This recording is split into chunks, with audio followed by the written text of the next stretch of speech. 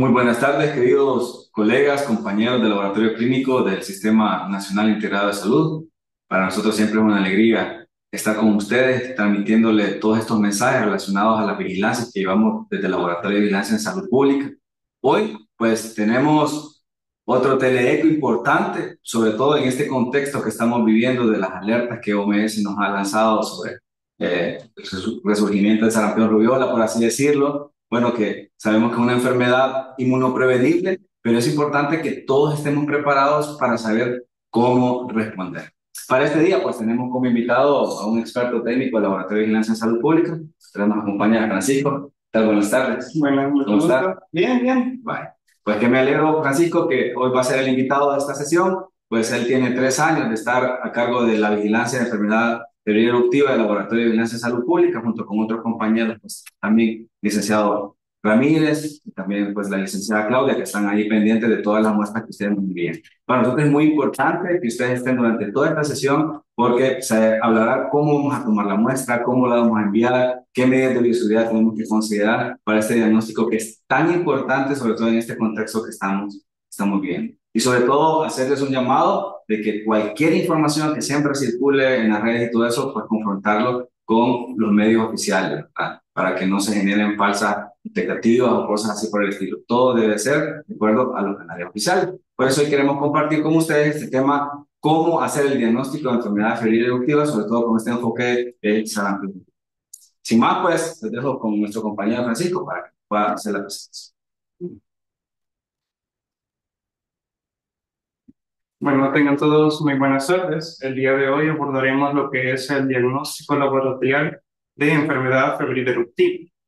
Primero que todo, podemos decir que englobamos como nosotros como enfermedad febril eruptiva a nivel de una vigilancia.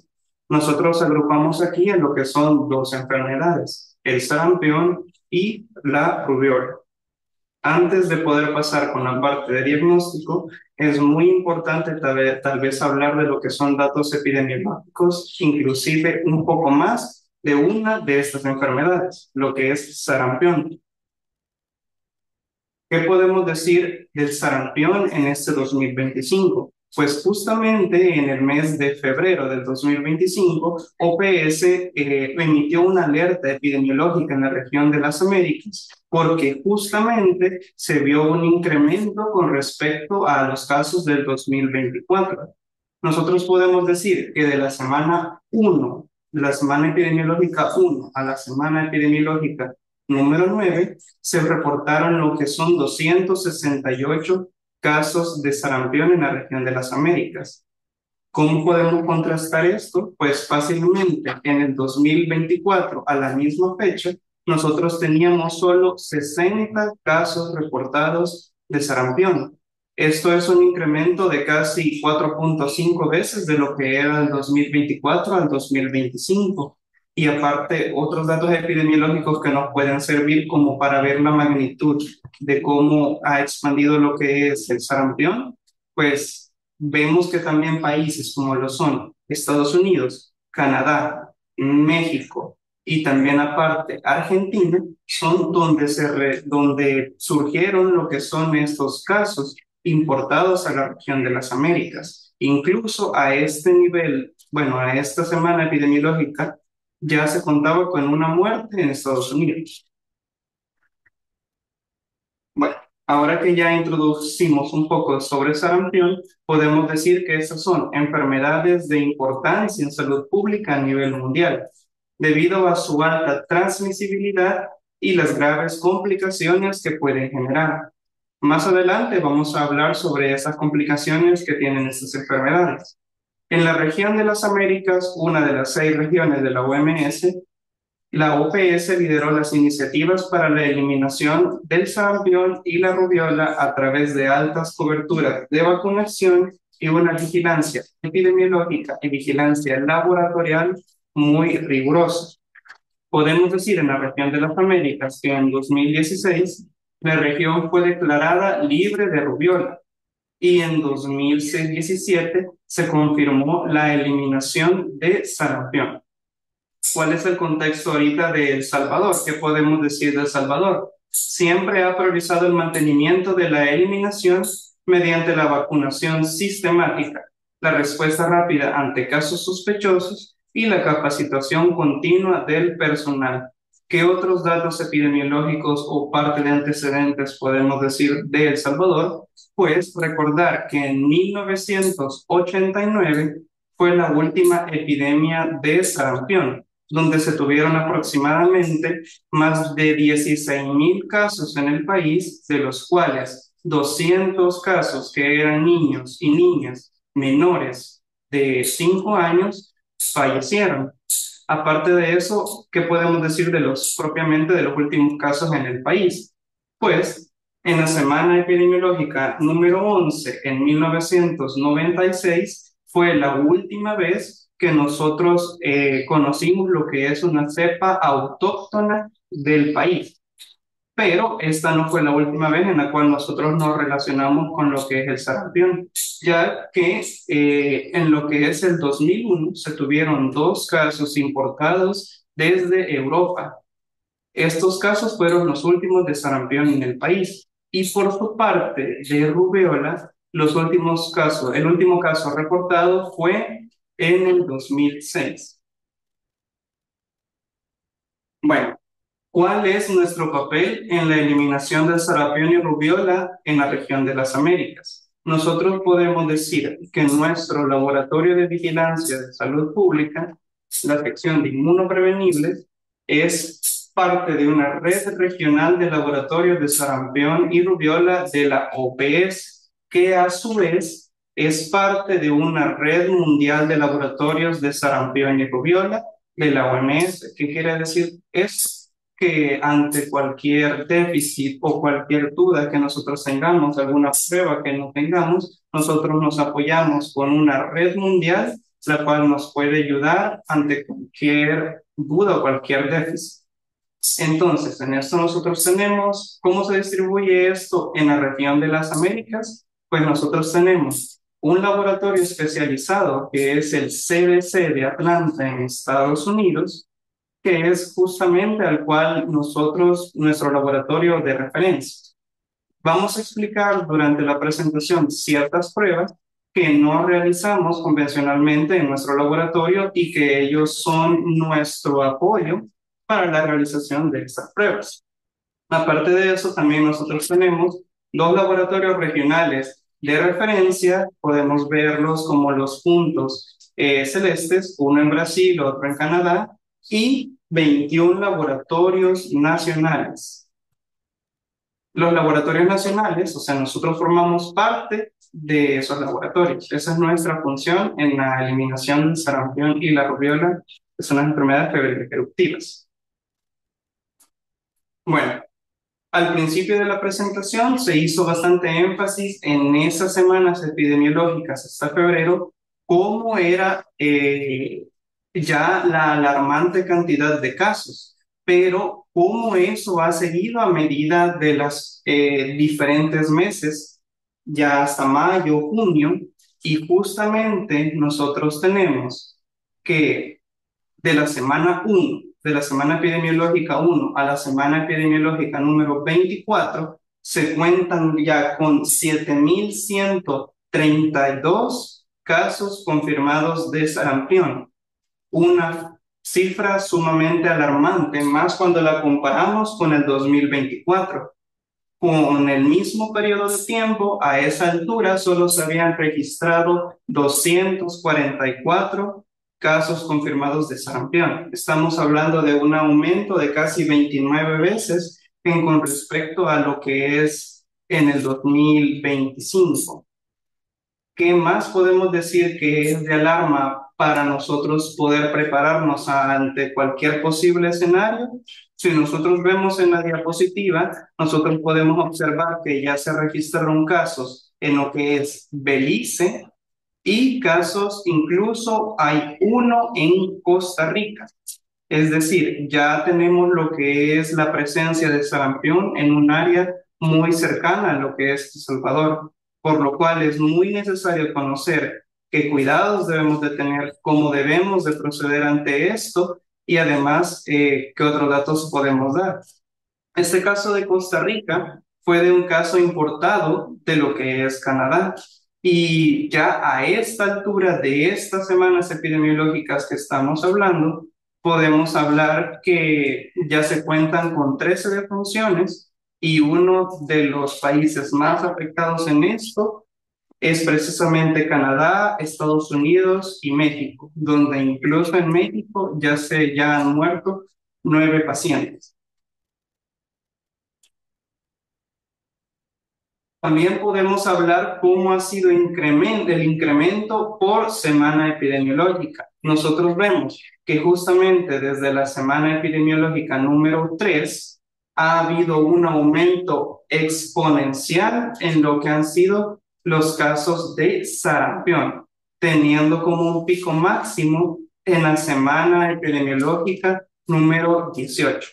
A partir de ahí se han tenido leves mejoras, pero no porque esto sea de esta forma, quiere decir que vamos a bajar la guardia, sino que ahorita que justamente ha dado un poco de agua, es cuando más tenemos que tener el conocimiento para saber cómo actuar. Es muy importante ver cómo los principales países en los que hay casos reportados de sarampión, como les dije anteriormente, ha sido Canadá, Estados Unidos y México. Bueno, ya pasando de un poco de contexto epidemiológico a propiamente lo que es nuestra vigilancia, nosotros podemos decir que es una vigilancia integrada de sarampión y rubiola. Es decir, cuando se procesan y nosotros hablamos de nuestra vigilancia, hablamos de ambas, de sarampión y rubiola. ¿Cuál es el propósito? La detección y la investigación de todos los casos sospechosos, incluidos los importados, y justamente la realización de las actividades que eviten o limiten la transmisión secundaria. Y justamente tenemos 3 componentes importantes en esta vigilancia integrada, y cada una tiene diferentes actividades específicas para poder contener o para poder verificar los casos sospechosos de sarampión y rubiola. En primer lugar, nosotros tenemos el componente clínico, que es el encargado de la detección y notificación de los casos sospechosos. ¿Quiénes serían este componente? Pues serían todos los médicos o los hospitales de donde llega el paciente por cualquier sospecha o cualquier síntoma que sea como característico del sarampión. El componente clínico es el encargado de llenar lo que es el GEPES 01 y justamente encargar lo que es la toma de los exámenes. En segundo lugar, nosotros tenemos un componente epidemiológico, de que ante cualquier caso sospechoso o ante alguna, por poner un ejemplo, visita de alguien que sea de algún país endémico donde haya sarampión o rubiola, ellos son como los encargados de la búsqueda activa de estos casos, o si como laboratorio nosotros necesitamos otra muestra, entonces nosotros nos ponemos de acuerdo con ellos para poder conseguirla o cualquier dato que a nosotros nos falte. Y el componente, claro, lo de nosotros, que es el laboratorio clínico, el cual está encargado de la toma de las muestras y el procesamiento de estas muestras. Esto es lo que nosotros realizamos en el día a día en la toma de las muestras y además ya cuando llega al laboratorio de vigilancia en salud pública. Es extremadamente importante que decir que para la clasificación final, es decir, confirmar un caso de sarampión o rubiola o el descarte de estos, se tiene que correlacionar las evidencias de los 3 componentes. Es decir, un doctor no puede decir solo por lo clínico que es un caso de sarampión o algo. Él sospecha de algo, se apoya con el laboratorio clínico, se apoya con los datos epidemiológicos que existen del paciente y justamente los encargados de descartar estos casos es la Comisión Nacional de Sostenibilidad de la Eliminación de Sarampión y Rubiola. Entrando un poco más en contexto de generalidades, propiamente ya del sarampión, podemos decir que el sarampión es una enfermedad febril exantemática muy contagiosa que afecta principalmente a los niños. ¿Cuál es el agente causal? Pues estamos diciendo que es el virus de material genético de ácido ribonucleico del sarampión, con el mismo nombre, de la familia Paramyxoviridae, del género Morbillivirus, y es muy importante conocer cómo es la transmisión, como lo es por gotículas de la nariz, boca y faringe de personas infectadas. ¿Qué quiere decir esto? Esto es por vía respiratoria. Ya con esto nosotros podemos ir orientados a cómo posiblemente nos podemos infectar y los cuidados que nosotros podemos tener, conociendo justamente nuestra gente. ¿Qué síntomas, como les dije anteriormente, son los que podemos ver en lo que es sarampión? Fiebre, rinorrea, conjuntivitis, la característica patognomónica de lo que es el sarampión, como son las manchas de Koplik, que son unas manchas blanquecinas con bordes rojos que salen a nivel de la mucosa de la boca, y claro, el exantema maculopapular. ¿Qué complicaciones puede tener lo que es esta enfermedad? Puede llegar a tener lo que es ceguera, encefalitis, diarrea intensa, infecciones en el oído, neumonía o incluso y principalmente en niños, la muerte.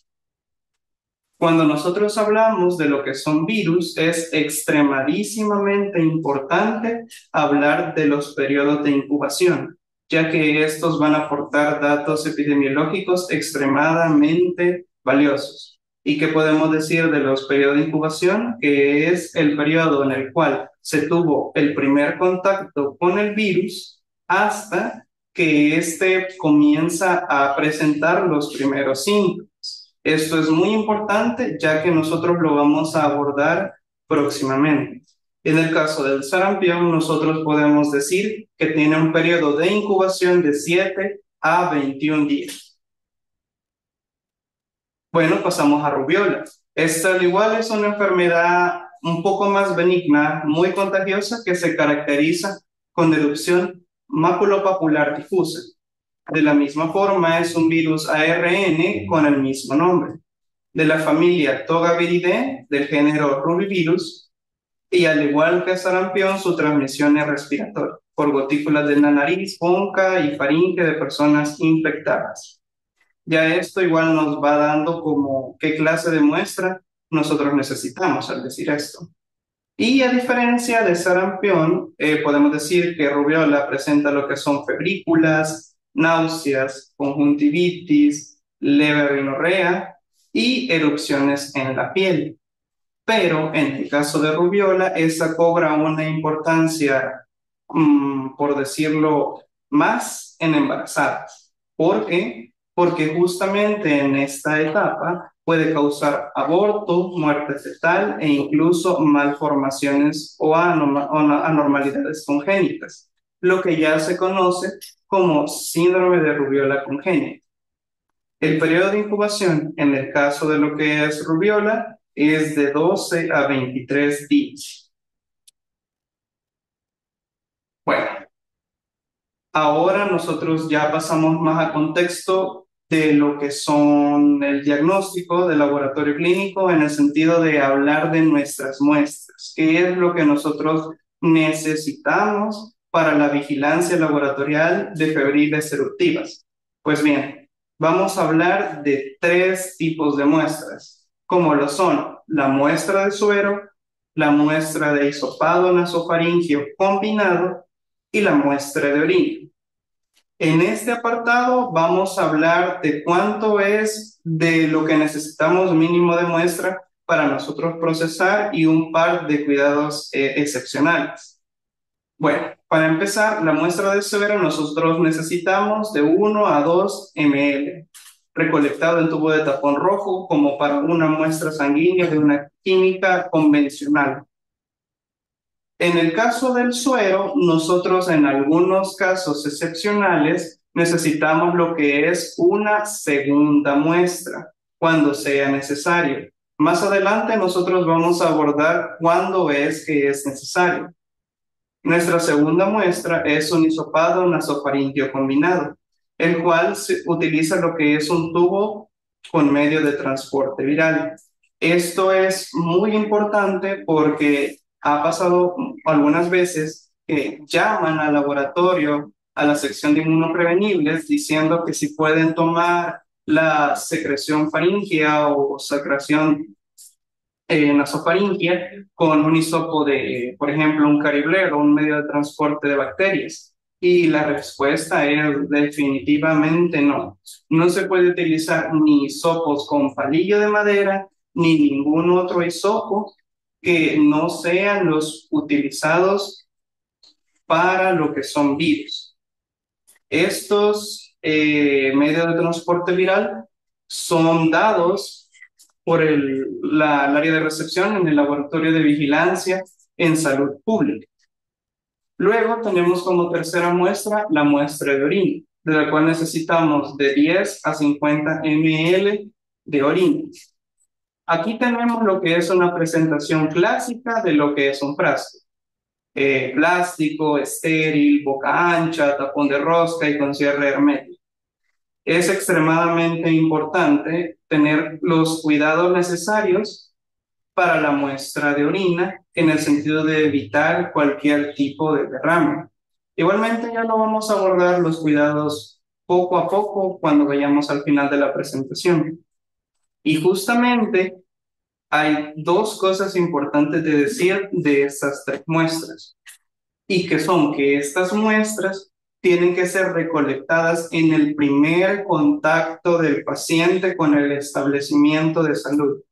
En la próxima diapositiva les explicaré el por qué.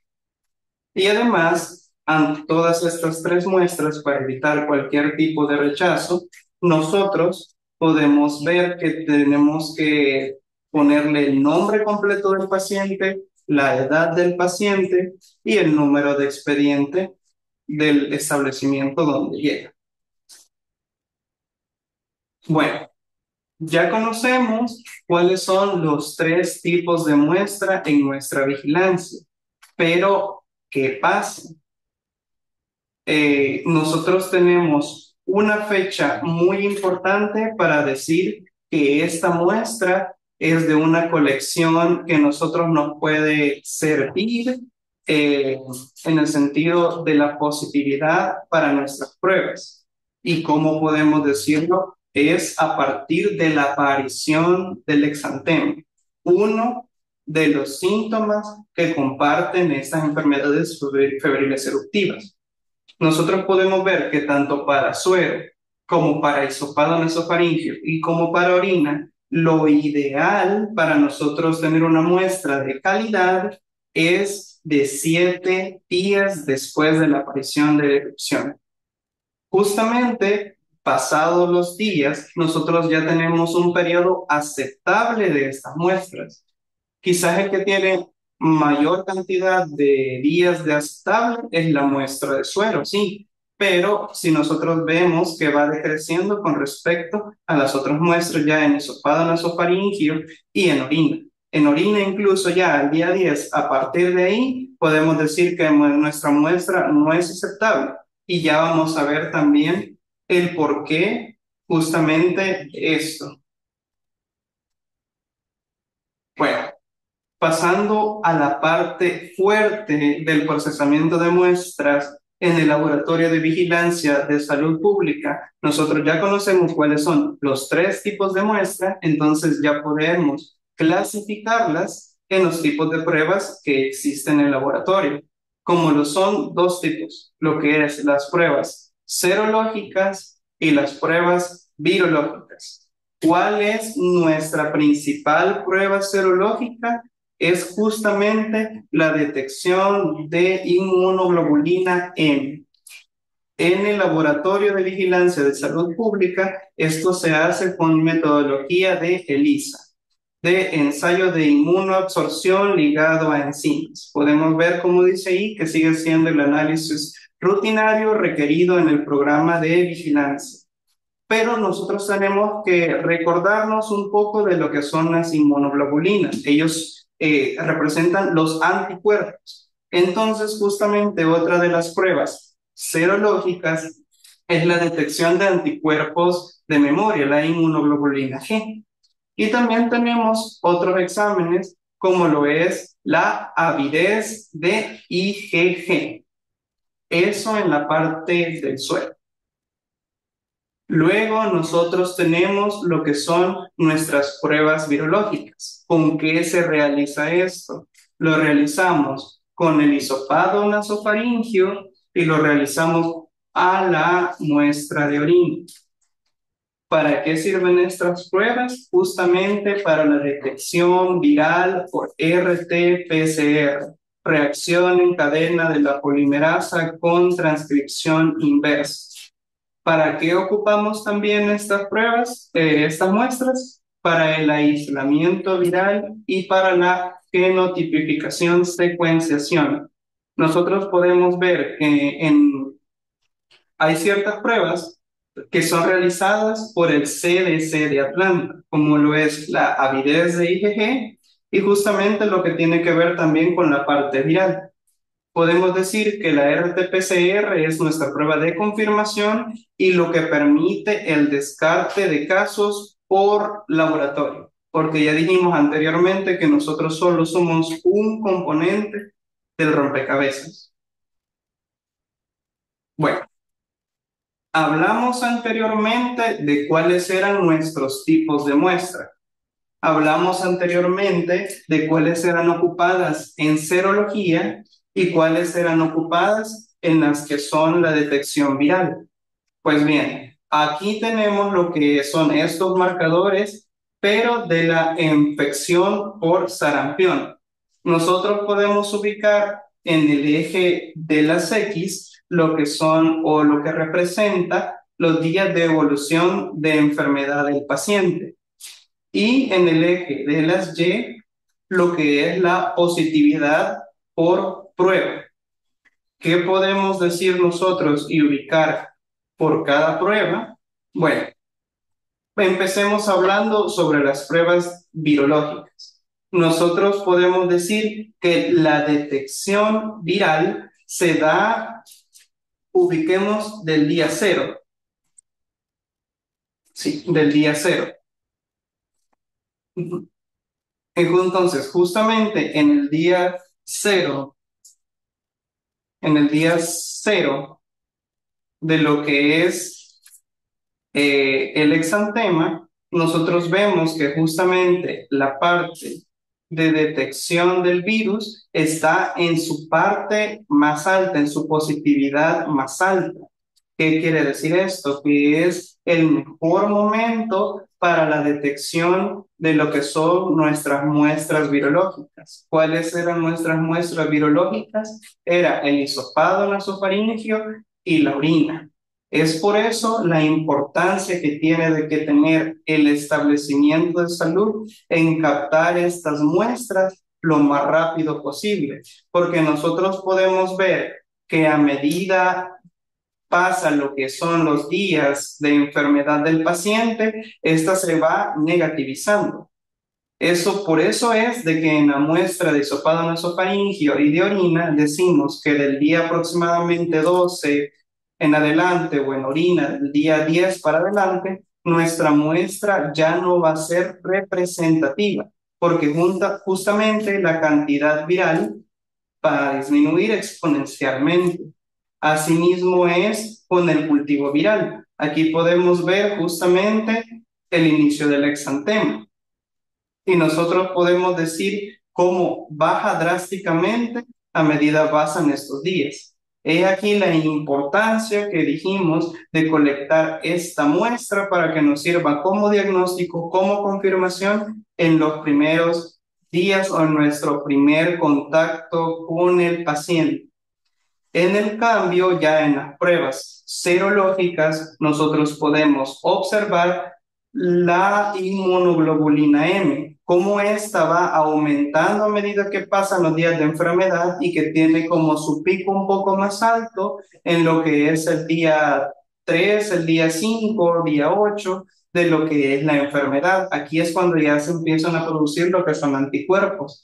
Pero, claro, estos anticuerpos poco a poco van negativizándose a medida de que pasa el tiempo. Cosa diferente o comportamiento muy diferente es con lo que es la inmunoglobulina G, ya que estos anticuerpos los conocemos como anteriormente mencionamos de memoria y estos van a aumentar y van a tener una escala sostenida en el tiempo. Nosotros igual ya vamos a ver cómo esto afecta en lo que es nuestra identificación de casos. Eso es como parte de sarampión. Y en rubiola el comportamiento viral es estrictamente igual. Pero quizás lo único que quiero que nos quedemos de esto es que los anticuerpos IgM en el caso de lo que es rubiola puede tener un aumento incluso antes de la fecha del exantema. Esto es un comportamiento que es propio de rubiola y que es como un poco la diferencia con lo que es sarampión. Aparte, igual, lo que quiere decirnos el gráfico es cuándo es que empieza a haber excreción viral por parte del tracto respiratorio, después del día de exantema y algunas enfermedades, síntomas o repercusiones que trae lo que es justamente esta enfermedad expresada en una cantidad de días. Bueno, aquí nosotros podemos ver propiamente retomando un poco de todo desde el principio. Vamos a hablar desde lo que es un caso sospechoso de sarampión y o rubiola. En este caso, este es captado por el establecimiento de salud y el doctor ordena lo que es un IGEPES 02, donde hay una toma simultánea de las tres muestras. ¿Cómo empezamos lo que es el diagnóstico en la parte del laboratorio, en la sección de inmunoprevenibles? Pues nosotros al suero, parte de las pruebas serológicas, realizamos lo que es una ELISA IgM. Una ELISA IgM con tres posibles escenarios: negativo, indeterminado o positivo. ¿Qué pasa en el caso del negativo? Pues si nuestra ELISA está negativa, nosotros simple y sencillamente reportamos negativo como laboratorio. Pero ¿qué pasa en el caso indeterminado o positivo de una ELISA? Nosotros tenemos que repetir justamente esa ELISA IgM. La recomendación que nosotros tenemos es hacerlo justamente con otro kit, con otra caja de reactivo, con otra marca comercial. ¿Por qué? Porque la sensibilidad y especificidad varían un poco entre kit y kit, ya que nosotros tenemos que venir y pensar que si estamos hablando de reacciones antígeno-anticuerpo, van a haber a veces falsos positivos. Por lo tanto, si yo hice mi ELISA IgM primaria con un reactivo, puede ser muy posible de que lo que haya captado sean otro tipo de uniones antígeno-anticuerpo. Y entonces eso nos esté causando una positividad. Pero justamente nosotros tenemos que repetir una ELISA para demostrar que de verdad está positiva. Si esta está negativa, de igual forma nosotros reportamos. Pero, ¿qué pasa si si en la repetición vuelve a salir un resultado indeterminado o positivo? Lo primero de todo es la notificación inmediata a epidemiología para que ellos estén al tanto de la situación en ese momento. Ya nosotros empezamos a correr con diferentes pruebas.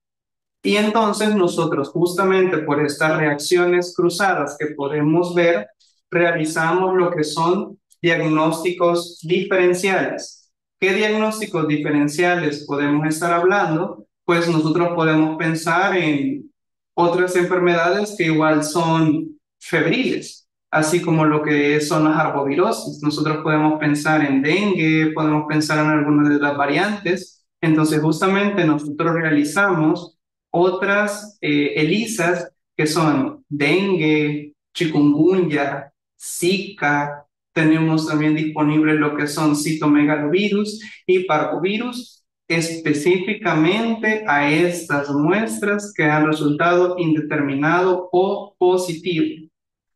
A la par de eso, ¿qué hacemos también nosotros en el seguimiento?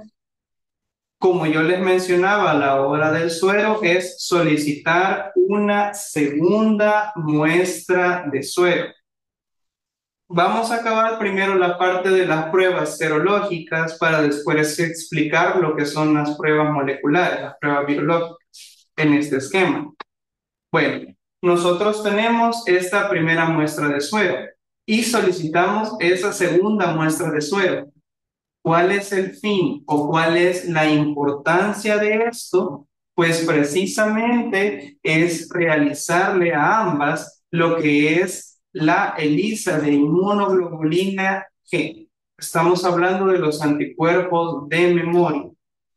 ¿Por qué?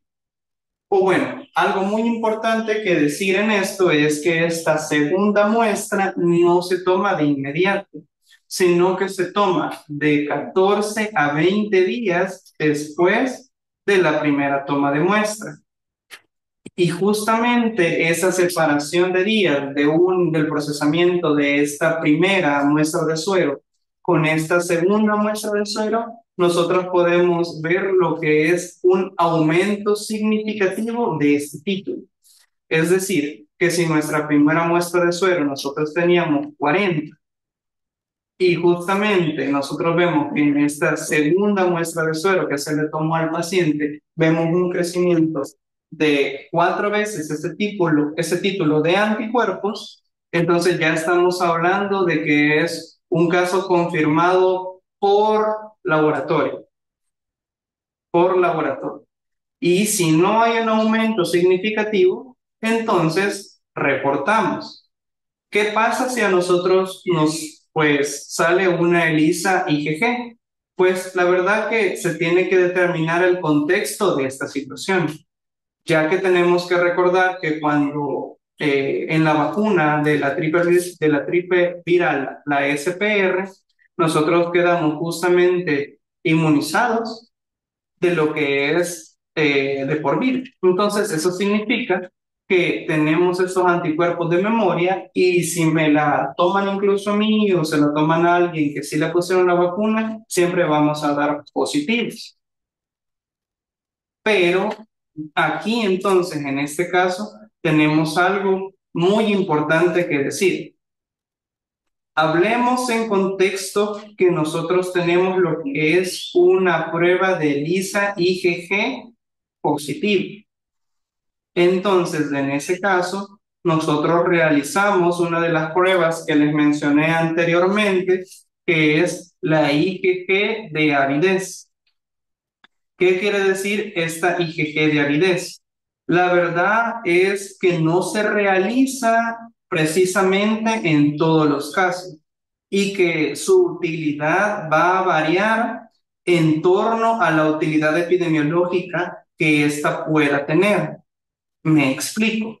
La IgG de aridez va a ver lo que es una baja afinidad o una alta afinidad. Esto quiere decir que si es una baja afinidad, el contacto con lo que es el virus es menor a 3 meses. Y si hay una alta afinidad, nosotros tenemos que esa evidencia tiene un contacto mayor a 3 meses. ¿Cómo esta información nos puede servir? Pues pongámonos en contexto que nosotros tenemos un resultado de ELISA IgG positivo. Pues bien, nosotros podemos decir de que esa paciente tal vez solo se le recolectó la muestra de suero, esa paciente tal vez salió del país, no hay forma de comunicarse con ella, y entonces nosotros, ¿qué podemos hacer? Nosotros podemos utilizar esta prueba de IgG para ver si el contacto justamente con el virus si nosotros estamos sospechando que ya está inmunizado, algo por el estilo, fue mayor a esos 3 meses, o sea, si es que ya lo tenía desde antes, o si estamos hablando de que el contacto con el virus fue reciente, que ahí es donde ya nosotros empezamos a poder decir, a preocuparnos. Pero es como les digo, estas pruebas sí están disponibles, sí se pueden hacer, pero la verdad de que requieren un poco más de criterio epidemiológico para poder determinar su utilidad. Bueno, esa es la parte de las pruebas serológicas, pero retrocedamos un poco. Nosotros también tenemos lo que es nuestro hisopado nasofaríngeo y nuestra orina, al cual nosotros le hacemos lo que es la PCR. Pero previamente aquí hay un tratamiento de la muestra para poder venir y pasar a todas las fases de lo que es nuestra PCR. Extracción, eso nos da un eluido, de ahí nosotros hacemos lo que es la mezcla para nuestros objetivos, que sería sarampión, rubiola, y justamente el resultado de estos, si la PCR es negativa, reportamos. Van a decir, o sea, han pasado incluso de un resultado indeterminado positivo a hacerle la PCR a las muestras de hisopado nasofaríngeo y orina. Y nosotros podemos decir, sí, claro que pasa. ¿Por qué pasan estas cosas? Justamente hablamos de los casos que pueden ser asociados a lo que es la vacuna, ya que es una vacuna de lo que es un virus atenuado. Muchas veces esto causa que se tenga la presencia de los anticuerpos.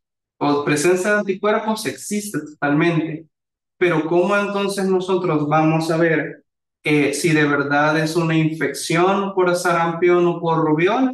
Justamente es por nuestra RT-PCR. Ahí nosotros podemos obtener el resultado negativo o inclusive tener un resultado de PCR positivo, donde entonces en este caso nosotros igual reportamos a epidemiología, se activan muchas alarmas epidemiológicas y muchos planes de acción, pero como nosotros como laboratorio nos toca enviar esas muestras al laboratorio regional donde nos apoyamos, que les dije, el CDC de Atlanta, para una confirmación o genotipificación para ver si es el virus. Es por la vacuna, en el sentido de si justamente por eso es que dio positivo, o de qué linaje puede llegar a tener. Bueno, ya nosotros hablamos del trabajo que nosotros hacemos en lo que es nuestra vigilancia de febriles eruptivas. Pero ahora es justamente y muy importante hablar del componente que realizamos los lugares donde llega el paciente por primera vez. Yo sé que tal vez esto es algo que nosotros hemos visto anteriormente, pero ya les expliqué anteriormente la importancia que tiene la colección correcta de las muestras y lo que puede llegar a pasar si en el caso uno manda lo que es su muestra al laboratorio de vigilancia en salud pública y por alguno de los motivos del control de calidad, esta llega a incluso ser rechazada. Entonces, para evitar cualquiera de ese tipo de acciones, nosotros justamente tenemos lo que son consideraciones para una adecuada toma de muestra. En este caso, antes de las tomas de muestra, nosotros tenemos que verificar que tenemos todos los insumos y la disponibilidad en la colocación y en la remoción del EPP. ¿Qué EPP es el que nosotros se recomendaría para la toma de muestra? Esto sí puede variar según la capacidad instalada del laboratorio, porque hay que ser un poco realista, pero en la gran mayoría de los casos lo que se recomienda sería un EPP de nivel 2. Otra de las recomendaciones es el uso y el llenado correcto del formulario de solicitud VIGEPES 02. Justamente nosotros tenemos un apartado que es el que llena el médico y un apartado que es el que llena el profesional del laboratorio clínico que toma la muestra. Es muy importante conocer el llenado de que tiene que ser completo en la parte del laboratorio, inclusive con el sello del profesional que toma la muestra, ya que hay criterios en los cuales esto puede llegar incluso hasta un rechazo. Antes de esta toma de muestras se tiene que verificar y complementar la información del VIGEPES 02. Y algo pero muy importante y delicado en la parte de lo que es la toma de muestra es orientar al paciente sobre el procedimiento de la toma. ¿Por qué? Recordemos que muchos de los pacientes que a veces se le toma la muestra son niños. Entonces, en este caso es extremadamente importante hablar con el padre, hablar con el paciente y que él conozca qué es lo que se le va a hacer. Porque inclusive nosotros hemos dicho que podemos llegar a tener la necesidad de una segunda muestra. Entonces, el poder orientar a lo que es nuestro paciente o a quien es cuidador con respecto a cómo va a ser el examen es algo increíblemente importante para mantener lo que es la confianza y generar una buena relación con lo que puede ser un paciente sospechoso de sarampión rubiola. Y justamente antes ya tenemos nuestra muestra tomada. Justamente antes de enviarla, nosotros necesitamos una correcta identificación, como lo dijimos en un principio, un buen triple embalaje, que lo vamos a ver más adelante, y también un buen envío de muestra para evitar cualquier rechazo. Condiciones de bioseguridad en la toma de muestra de sarampión, de muestras para sarampión rubiola. Como conocemos en la gran mayoría de enfermedades, toda muestra puede ser potencialmente infecciosa. Eso lo tenemos que tener completamente presente. Entonces, ¿qué nos toca a nosotros como trabajadores de salud? Pues cumplir con lo que es nuestro esquema de vacunación, porque si nosotros vamos a lo que es una unidad de salud y decimos que trabajamos en la toma de muestra, que decimos de que estamos justamente en la parte de laboratorio clínico, nosotros podemos solicitar también que nos vuelvan a poner lo que es la vacuna de la SPR. De hecho, tener ese refuerzo es algo pero muy importante para los que trabajamos en salud. Se debe de asignar un lugar apropiado tanto para la colocación del EPP como para su remoción. Como le digo, todo esto es según la capacidad instalada, ya que yo sé que en muchos lugares pues se cuentan con lo que es la gabacha de trabajo convencional, pero lo que yo les vengo a hablar es cómo se debería de hacer. Si en el caso nosotros no tenemos alguno de estos implementos o algo, pues hablar con las autoridades pertinentes para hacerlo en las mejores condiciones posibles. El procedimiento de recolección de muestras debe llevarse a cabo en un área de laboratorio que sea por lo menos un poco ventilada y de preferencia separado del resto del área del laboratorio. Es decir, que justamente cuando nosotros estemos atendiendo un caso sospechoso de lo que puede ser una enfermedad febril eruptiva, podemos, una buena práctica, tener solamente a ese paciente para que así evitar lo que pueda llegar a ser una infección.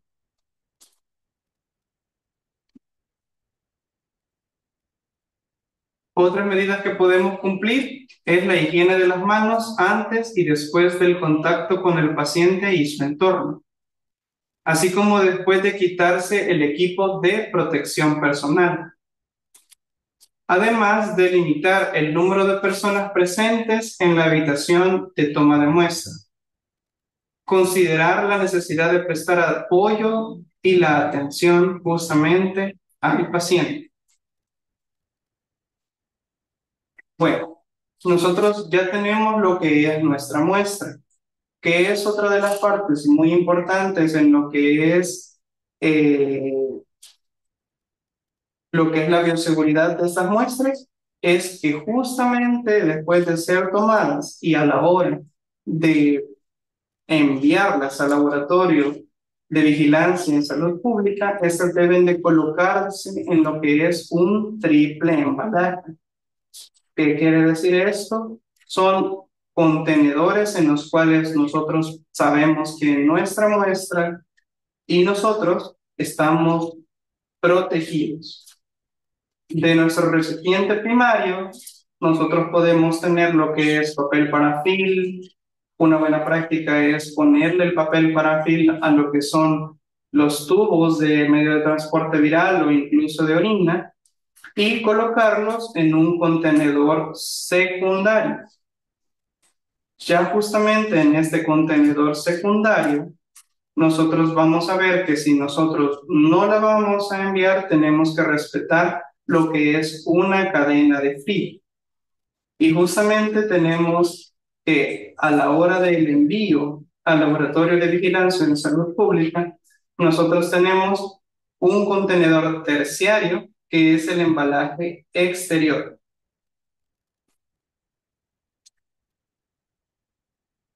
Envío de muestras al laboratorio. Se recomienda enviar las muestras lo más antes posible, o por lo menos cumplir un plazo de 0 a 3 días después de la toma. Justamente podemos hablar de esto, por ejemplo, un día viernes. El día viernes, como les mencioné, podemos poner nuestras muestras en lo que es una cadena de frío y enviarlas perfectamente en el día lunes, cuando ya está abierto lo que es la recepción del laboratorio de vigilancia en salud pública. Además, tenemos de incluir lo que es el formulario de jefes 02 y garantizar que la información sea correcta, completa y legible. Toda la información que sea llenada en el formulario debe de coincidir con la muestra. Biocustodia de muestras. Esto es extremadamente importante, hablar con los responsables del transporte de muestras al laboratorio de referencia, ya que se les tiene que capacitar sobre lo que ellos están transportando, así como lo es el riesgo biológico del material y toda la importancia y las precauciones en biocustodia y la viabilidad de las muestras.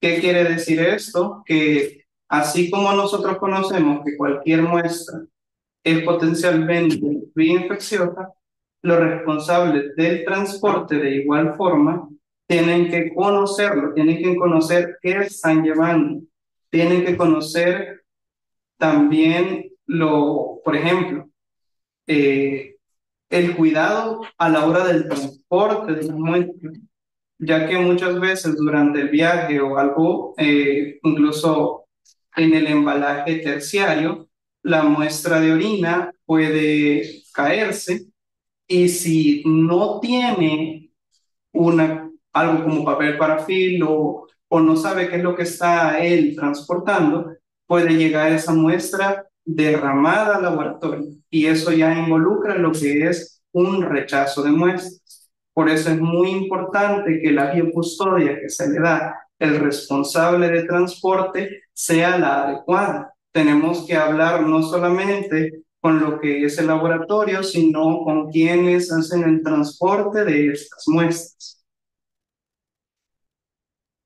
Bueno, en la parte del control de calidad de nuestra vigilancia, rápidamente, nosotros en el componente de laboratorio podemos decir que tenemos 4 indicadores internacionales que nos lo vigila la OPS o MS, como lo es el porcentaje de casos sospechosos con muestra de sangre adecuada.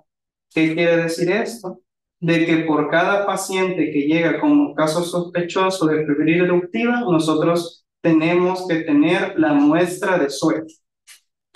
El segundo indicador es el porcentaje de muestras de suero que llegan al laboratorio menor o igual a 5 días. Justamente es lo que nosotros hablábamos, que nuestra vigilancia integrada se da tanto por los laboratorios primarios como nosotros que somos el laboratorio que estamos encargados del procesamiento de muestras, porque un indicador es el del establecimiento de salud que envía esa muestra, tiene que ser menor o igual a 5 días. En este sentido, los establecimientos de salud tienen que tener perfectamente la comunicación con epidemiología o con algún referente para el envío de estas muestras. El tercer indicador es el porcentaje de casos sospechosos con muestras virales adecuadas. Es decir, si nosotros tenemos lo que es adicionalmente la muestra de hisopado nasofaringeo y de orina. Así que todo esto es una cadena. Si nosotros cumplimos con lo que es la obtención de las muestras, nosotros igual internacionalmente estamos muy bien parados en cuanto a los otros países y hacemos nuestra parte en lo que es la eliminación de los casos de sarampión rubiola. Luego tenemos como último el porcentaje de muestras de suero con resultado de laboratorio reportadas menor o igual a 4 días, que eso ya es lo que nos corresponde a nosotros en nuestro diario trabajo.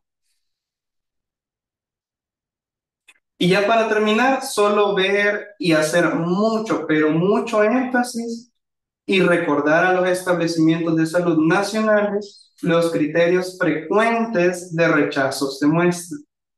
Nosotros tenemos en primera instancia los de gestión de la toma y el manejo, una identificación incorrecta, un embalaje que no sea el adecuado, que no esté en triple embalaje, que lleguen al laboratorio sin un pingüino o algo que puede servir como cadena de frío, muestras que sean demasiado pocas. Ya dijimos cuánto es la muestra que es adecuada para cada una de nuestras de las vigilancias.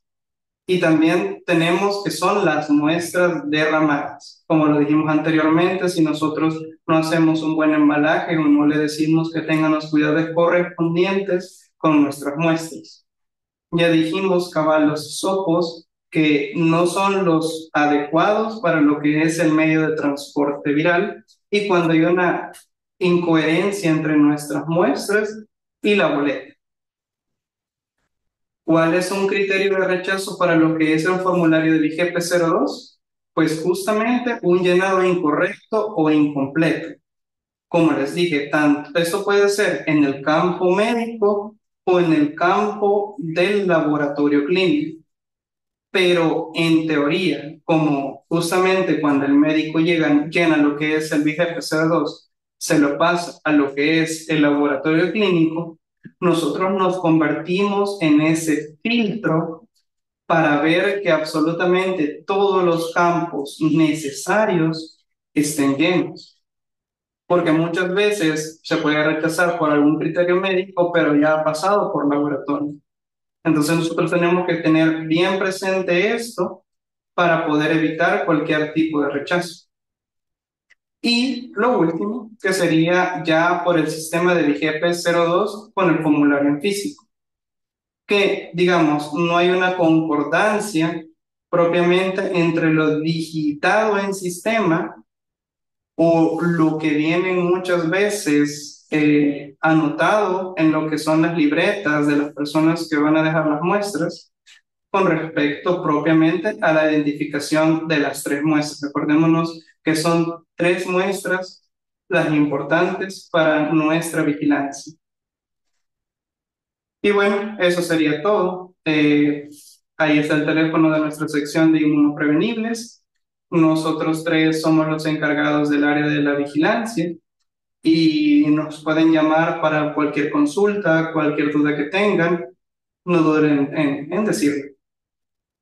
Muchísimas gracias, Ali Clímaco, por su presentación. Hemos tenido una buena participación. Tenemos 276 conectados en este momento y sin duda habrán muchas preguntas y dudas al respecto. Saludos desde la Unidad de Salud Santa Bárbara. Buenas tardes desde San Matías, Tránsito Pérez. Patricia Merino, perdón, no se escucha cortado. Perdón, Lurian del Carmen Morales, buenas tardes, de la unidad de la U presente. Licenciada Vázquez, excelente ponencia, y mencionarle a los colegas también que como el EBCP y por ende como país contamos con acreditación de OPS Washington para realizar estas pruebas y con un único reactivo avalado por dicha entidad para el diagnóstico, información y confirmación de las mismas, por lo que estamos preparados para descartar o confirmar una posible reintroducción del virus en nuestro país. Estamos como parte de un trabajo articulado con epidemiología y la clínica. Gracias, Lick, por sus saludos. H. Sandoval, excelente ponencia desde el Paisnal. Ulises López, excelente presentación. Licenciado Laura, felicidades Lick, por la ponencia. Nos queda claro cómo el laboratorio clínico es crucial en el proceso de calidad para garantizar el resultado de la muestra. El el resultado de la muestra del paciente y así asegurar una respuesta oportuna ante posibles casos sospechosos. Asimismo, es importante seguir trabajando en la articulación entre los de laboratorios y los equipos de vigilancia. Don Arriba, excelente presentación y ponencia, muy clara. Y Lady Marisol, excelente, muchas gracias. Carmen Irene Castaneda, gracias por la información. Laboratorio Clínico Hospital HRSA, estoy muy agradecido por el apoyo. Teresa Avellana, saludos desde Salud, desde el laboratorio del IS de Apopa, también unidad de salud de Sonsonate, Ley de Marisol, Elefuente, excelente presentación, muy elocuente. Teresa Avellana, una consulta. ¿Cómo se debe solicitar los medios de transporte vial? Muy buena duda. Bueno, en el caso, nosotros contamos que en el área de recepción llegan con una licitación de lo que es un medio de transporte vial. La verdad que cuando llegan con esa licitación, llevan por 5 medios de transporte vial, por un medio de transporte, por una requisición. Entonces, justamente se llena esa requisición y llegan a lo que es al área de recepción, y entonces ahí es donde se les entregan lo que son los MTV, los medios de transporte vial. Marta Lidia, excelente, excelente, gracias. Mercedes Ramos, buenas tardes. Una pregunta de ID, ¿siempre es necesario? Se nos ocurrió. No.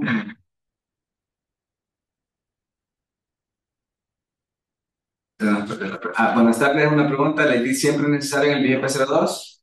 Sí, sí, siempre es absolutamente necesario lo que es el GP02, ya que ahí está contenida toda la información epidemiológica y que nosotros ocupamos para darle lo que es una entrada en nuestro sistema VIGEPES en línea. Entonces nosotros necesitamos cotejar lo que es esta muestra con todos los datos necesarios e importantes de el sistema de vigilancia epidemiológica. Entonces es totalmente indispensable lo que es el VIGEP-02. Sí, creo que en esta parte es muy importante recalcar que muchos de los criterios de rechazo se nos aumentan los rechazos de muestra, es por cuestiones de forma, pues, de documentación. Entonces aquí pedirle a todos ustedes, queridos compañeros, que se fijen muy bien en el BGP02 que llenan los médicos, porque a veces les hacen falta datos que ustedes en el nivel local, o sea, están en el hospital, en la unidad de salud, pueden conseguir en el momento y evitar que lleguen al laboratorio nacional y que tengamos que hacer un montón de gestiones para poder llegar a un dato. Entonces, algo muy importante es que dentro de su sistema de gestión de calidad puedan ustedes poner un ítem ahí en su poder de muestras a referir, verificar que los datos del BGP02 estén adecuados. Porque justamente la idea de BGP es un criterio de rechazo muy famoso. Así es, entonces, porque tiene mucho ojo. No, completamente. Y cada laboratorio puede establecer sus propios criterios de calidad a la hora de enviar estas muestras o llenado de estos BGPs. Pueden ponerse tal vez los filtros, no solamente que sea una la persona encargada de hacer lo que es el embalaje o lo que es la reducción de las muestras con lo que es el BGP, sino que pueden ser dos personas o cada laboratorio puede tener lo que es sus criterios para evitar justamente esto. Y claro, ahí nosotros hacemos, pues, transferimos la muestra a un vial de transporte. Cuidado también a rotular esas muestras porque ya nos ha pasado de que la muestra original tiene un nombre, pero la que refieren al laboratorio nacional es otro. Entonces, mucho cuidado ahí porque ahí ustedes nos pueden apoyar. O en el contexto que estamos hablando, en muestras muchas veces de niños. A veces los padres tienen los mismos nombres bueno, los hijos tienen los mismos nombres que los papás, y entonces ahí ya han habido veces de que vienen con el nombre del padre. Entonces sí es muy importante, como les digo, tanto la buena comunicación con lo que es el paciente y si no, con el que lo está cuidando. Okay. El licenciado Marcelo Villada, saludos, Lic, excelente ponencia. La licenciada Amanda Majano pregunta, buenas tardes, muy buena ponencia, corroborar el dato sobre el volumen de orina necesario para la prueba de RT-PCR, ya que el lineamiento técnico de MinSal de 2025 no aparece volumen, solo indica una muestra de orina. Gracias. Ok, está bien. Muy buenas.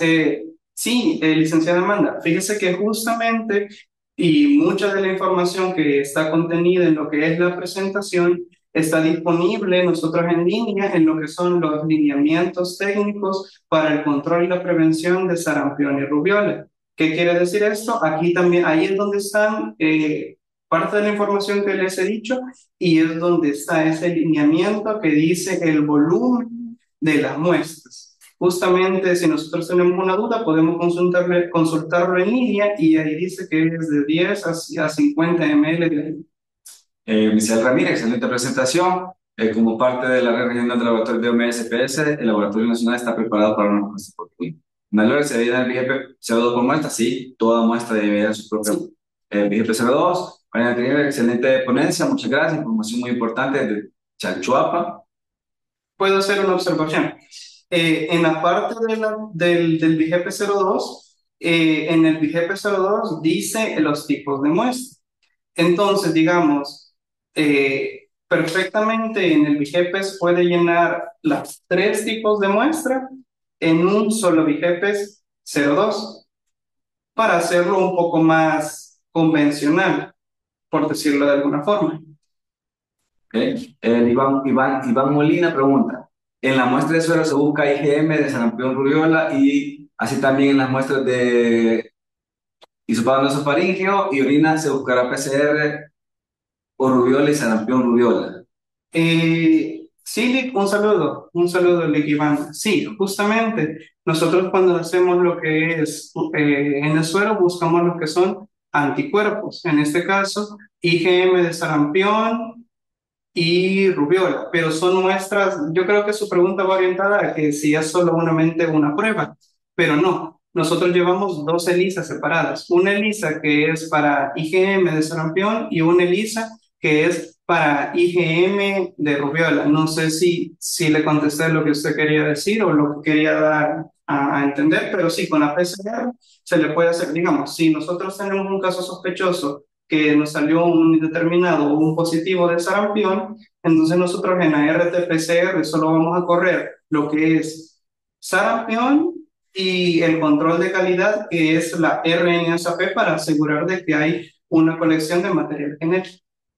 Arlene Guadalupe Martínez pregunta, buenas tardes, si no podemos cumplir con los 2 ml de suero, en caso de pacientes difíciles o recién nacidos, ¿será una excepción? Es muy complicado decirlo porque o sea, anteriormente dijimos de que el suero nosotros no solo lo ocupamos para IgM, lo ocupamos para muestras diferenciales, no sabemos si también incluso puede llegar a ser de envío. Entonces, y esta primera toma de muestra es algo que definitivamente no se puede repetir. Por eso, ahí en esos casos, lo que se sugiere quizás sería un poco más de apoyo tal vez. Bueno, es complicado, ¿verdad? Pero con enfermería o alguien, o sea, apoyarse a modo de obtener esa muestra. Y en el caso de tal vez no llegar a poder tener lo que es el volumen final de esa muestra, ya les dejamos lo que es nuestro número de teléfono de la sección de inmunoprevenibles y perfectamente pueden hacer la duda de cuánto tienen y ver qué se puede hacer, pero de preferencia sí es muy importante los volúmenes, respetar los volúmenes de muestra, apoyarnos en la toma de exámenes. Sí, gracias. Aquí tengo una pregunta aparte. ¿Cuáles laboratorios están autorizados para que les podamos remitir las muestras de enfermedad periodontal? Somos el único laboratorio autorizado que nosotros, como mencionó, gracias Lick Vázquez, un saludo. Como lo mencionó, somos el único laboratorio acreditado y certificado en el país para la realización de lo que son estas pruebas. Okay. De ahí lo único es apoyarnos con nuestra red regional o red mundial de laboratorios, pero por lo menos en el país somos el único ente público y todo que puede hacer la realización de esos exámenes. Ok, gracias. Es importante esta aclaración, ¿verdad? Para que sepan que solo el Laboratorio Nacional de Salud Pública puede emitir un diagnóstico positivo y confirmar un diagnóstico de sarampión por rubéola, para que todos lo tomen en cuenta cuando algún médico les pueda pedir información de a qué laboratorio le va a enviar. Bueno, debe empezar primero siempre en el Laboratorio de Vigilancia en Salud Pública. La última pregunta, ya para ir cerrándole, ¿podría repetir lo del llenado de BIGEPES? Con un solo BIGEPES podemos Mandarlas. mandar las tres muestras. Sí, sí, se puede perfectamente. Con un solo BIGEPES marcan lo que es orina, hisopado nasofaringeo y suero. Sí, en el segundo campo, en el segundo sección, digamos, del BIGEPES, ahí me es importante que ustedes, aunque el caso lo detectaron en la unidad X, se lo refieren a ustedes como hospital, ustedes pondrán ahí que como referentes que ustedes lo están mandando, que muestras están mandando y garantizar toda la trazabilidad de temperatura de cómo las mandan. Por eso aquí tal vez una buena práctica sería, ustedes mandan una muestra al LBS, tomen la temperatura, que nosotros al llegar le vamos a tomar la temperatura también para ver si se ha logrado mantenerla. Sujei Celaya, buenas tardes, mi pregunta es similar, pero con las muestras de orina en niños pequeños es difícil cumplir con los 10 ml. Fíjese que sí, es extremadamente difícil, pero es lo que anteriormente les mencioné. Se hace en base también a, a lo que se puede. Si es incluso, o sea, un niño recién nacido, en muchos casos, pues es lo que él pueda mandar. Pero quizás, más que todo en el criterio de orina, nosotros no podemos hacer un rechazo como tal tan grande, ¿verdad? Pero, o sea, pero teniendo en cuenta los datos de a veces de la edad, como le he dicho. Eh, en la sección nosotros pueden comunicarse con nosotros y ver qué es lo que se puede hacer, porque la preferencia es que aunque sea poco, pero que manden las tres muestras. Que sean las tres. Que sean las tres. Eso es muy importante. Bien, y la última pregunta, ya para cerrar nuestra sesión de este teleco, si la referencia es de un laboratorio privado, ¿no hay ningún costo también? Ah, excelente pregunta, y es una de las cosas que yo quería abordar en la sección de preguntas y respuestas. En el caso de un laboratorio privado, y como mencionamos anteriormente, que somos el único ente que puede realizar estas pruebas y nadie más en lo que es el país, se tienen que poner de acuerdo con la parte pública. Es decir, el médico tiene que hablar con lo que es, ya sea epidemiología o ya sea comunicarse con lo que es internamente con el MinSal para poder ver el llenado del BGP 01 y que este caso pase a la parte pública, ya que ellos son los únicos que pueden dejar lo que es el BGP 02 y por ende la remisión de las pruebas al laboratorio. Eso es extremadamente importante porque ahorita en este auge de cómo están las cosas con los viajes, con el turismo, con todo lo demás, muchas captaciones incluso podrían llegar a laboratorios privados, pero laboratorios privados como tal no pueden enviar estas muestras a menos que no sea poniéndose en una comunicación con la parte pública. Sí, gracias, Miguel, eso es importante y creo que ahí respondemos a la pregunta de la licenciada Natalia Fernández, que, bueno, preguntaba si los laboratorios privados estaban autorizados para hacer, no, ¿verdad? Entonces, solo el laboratorio nacional y a través de la Dirección de Epidemiología podrían comunicarse para ver cómo nos llega la muestra a nosotros. Pedirles ahí, pues, que están pendientes todos nuestros números, ¿verdad? El Laboratorio de Vigilancia de Salud Pública para que tengan alguna consulta o pregunta, pues estamos abiertos para todos. Gracias por estar conectado y bueno, ahí van a estar recibiendo siempre nuestros correos para que se puedan conectar a las siguientes sesiones y gracias por estar durante toda la jornada. Creo que hemos logrado 250 y más o menos el número constante y les deseamos una feliz tarde y nos vemos en el próximo Teleeco.